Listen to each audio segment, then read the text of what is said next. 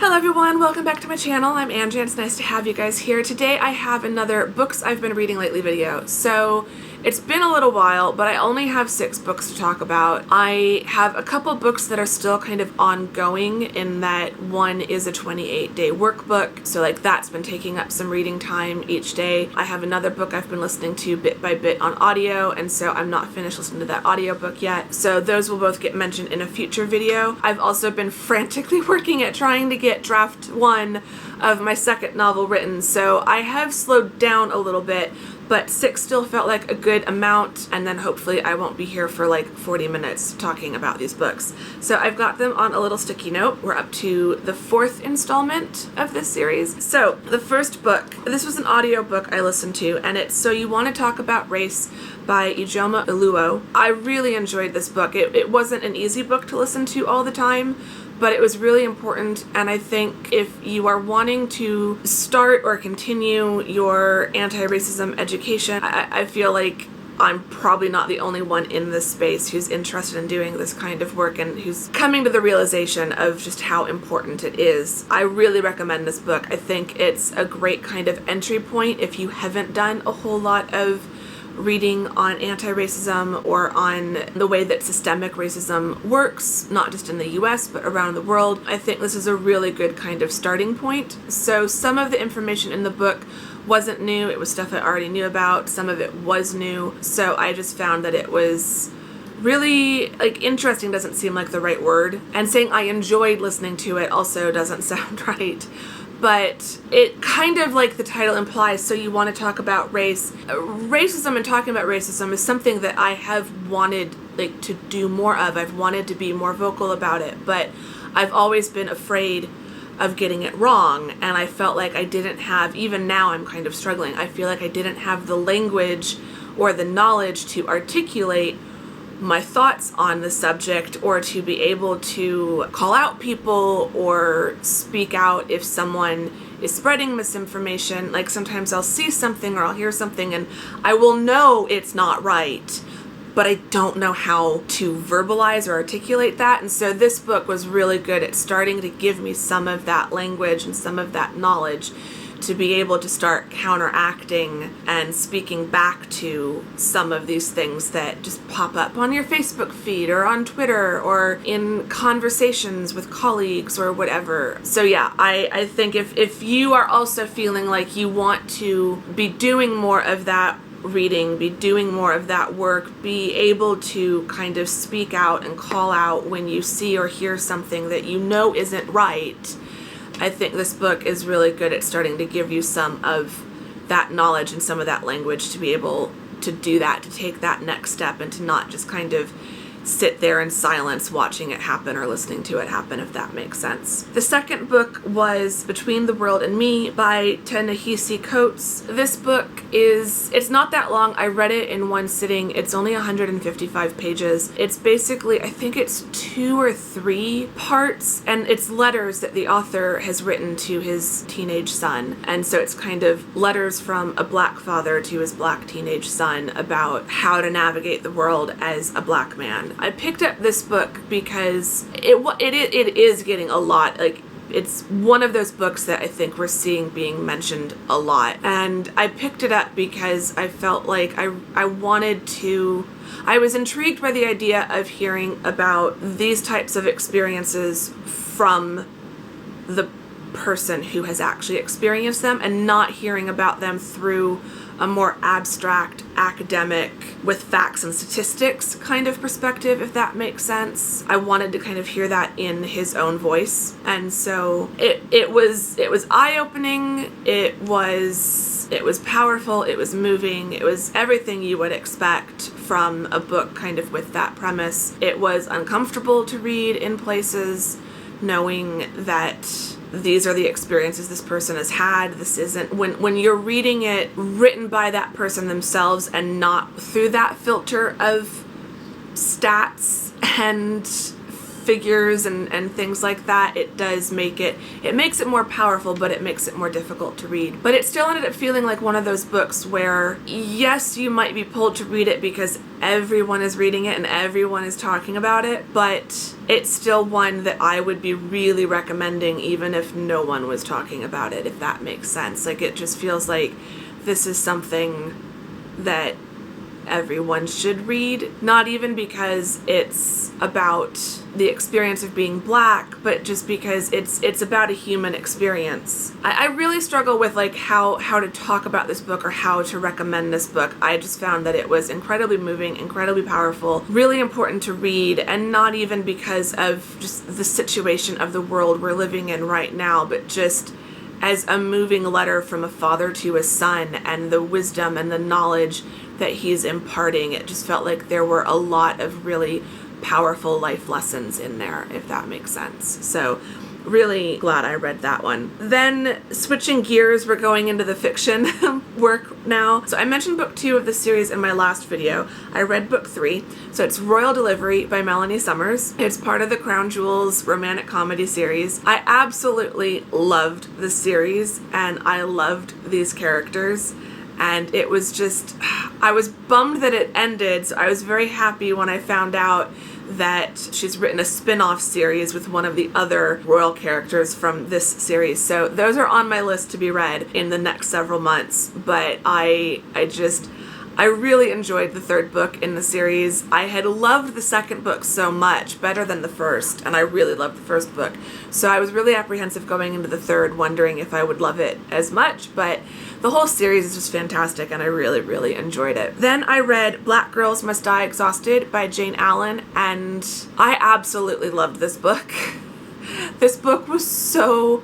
it was just so good in so many ways, for so many different reasons. The plot and character development was spot on. It's a fun kind of women's fiction. It has some elements of chick lit, but I would say romance is... Usually chick lit has a lot of romance from my experience, and this is not so much about who she'll end up with in the end, but just what she will learn about relationships and love by the end of the book. And yeah, I absolutely...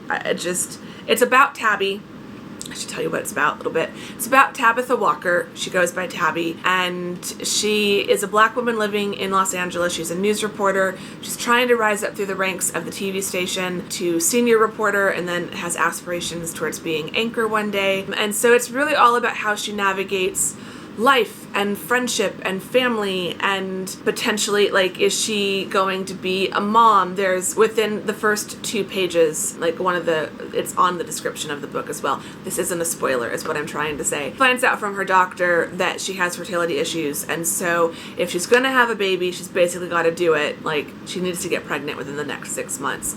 And so it's speeding all of these things up in terms of timelines of when you're gonna get married and get pregnant and have a baby and start a family and all of these things. And I just felt like, as a woman in my 30s myself, who has also been very career focused and also has questions about relationships and hasn't had the best luck where those are concerned, and then what that means, you know, in terms of potential motherhood, there was just a lot I really related to in this book. Everything was just written, it was very believable. These felt like characters that I could go out and meet anywhere. Like, these are people I know. Tabby is, you know, felt like someone that I could know in real life and get along with and want to go out to brunch with. And yeah, I love Tabby, but I love the book in general. Then I read Our Stop by Laura Jane Williams. I also adored, I adore all the books I read. I don't know what it is. I don't always. There have been disappointments. You won't hear me talk about them because I don't like trash talking other people's books. It's not completely a coincidence that when I mention a book, I absolutely love it. I feel like for this video, there are a few of these books I knew they were going to be good, but then I was still really surprised at how good and how much I loved them. And Our Stop was one of them. So I absolutely loved Our Stop. It's classic rom-com. I could visualize this in my head. I want to see it as a movie. I want to see Black Girls Must Die Exhausted as a movie as well, to be honest. But yeah, I absolutely loved Our Stop. It's very visually written, I felt like. the way that she writes about the characters, it's basically about two characters who are on the same train in the morning on the tube in London. One of them, the guy, Daniel, sees the girl, but doesn't say anything. And so he takes out an ad in like a missed connections column in the paper. And so they kind of become internet famous because people are following along the story. And so throughout the majority of the book, it's kind of how they almost come together and then kind of swerve apart, like all the missed connections and stuff off the tube as well. And yeah, it's classic rom-com. If you liked the Flat Share, you'd love Our Stop. I just really enjoyed reading that book and was grinning ear to ear like the entire way through. And then finally, I read Love Delayed in Dublin by Moni Boyce.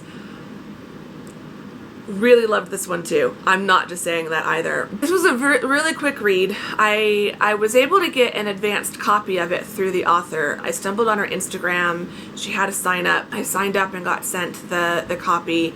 I've since purchased a copy myself, even though I'd already read it because I loved it that much. I wanted to support the author. But I read it in one sitting. It's a travel-based book, so it's about a girl named Jordan who is kind of having to make decisions in her life about like where she's going, what she really wants, and she can't stop thinking about this guy named Connor, an Irishman that she had an incredible evening with one New Year's Eve, and then they were going to like meet up and continue seeing each other, and he had to go back to Ireland and he just never came back to New York.